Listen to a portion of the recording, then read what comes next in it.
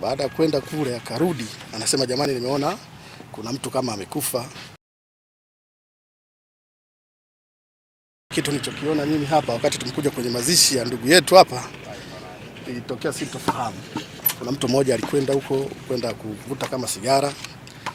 Baada ya kwenda kule akarudi, anasema jamani, nimeona kuna mtu kama amekufa. Ikabidi watu tutoke twende mpaka eneo la tukio, tukakuta kweli mtu karazwa juu ya kaburi.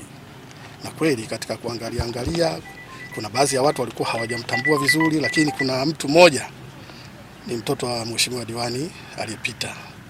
Kaja akamuona akasema, huyu mbona mimi namfahamu. Huyu anaitwa Ngosha. Basi ndio hilo tukio lililotokea. Lakini mara nyingi Marolo huwa inaletewa vitu kama hivi.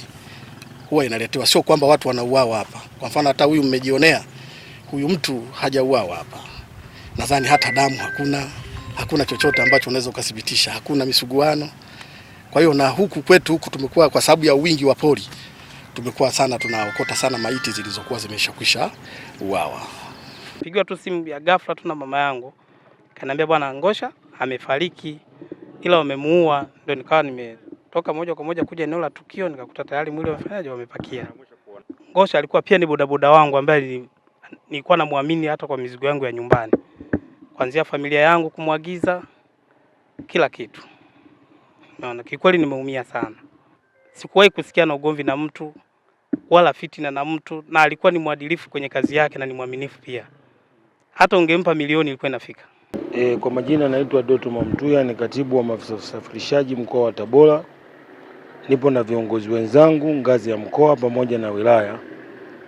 Tukio kama hili kwa kweli kwa sisi binafsi kwanza linatusikitisha sana, na mapokeo tuliyoyapokea sio kama tuna furaha nayo, hapana, bali tunakuwa tuna majonzi makubwa, kwa sababu ni juzi tu kuna tukio jingine lilitokea hili Tumbi, na sisi kama mashahidi tulikwenda mpaka sehemu ya tukio tukaona, na tulichokiona Tumbi ndio tulichokiona leo katika makaburi ya Miemba pale. Tukio kama hili kwa kweli kwa sisi binafsi kwanza linatusikitisha sana. Marehemu kwa kweli kakutwa kafungwa kamba miguuni pamoja na mikononi, alafu wamemlaza juu ya kaburi. Sisi kwenye utendaji wa kazi wetu kuna vitu viwili ambavyo tunakuwa tunavisema mara kwa mara. Yaani ukibeba mishikaki kwa usiku, hakikisha basi unayembeba unamfahamu.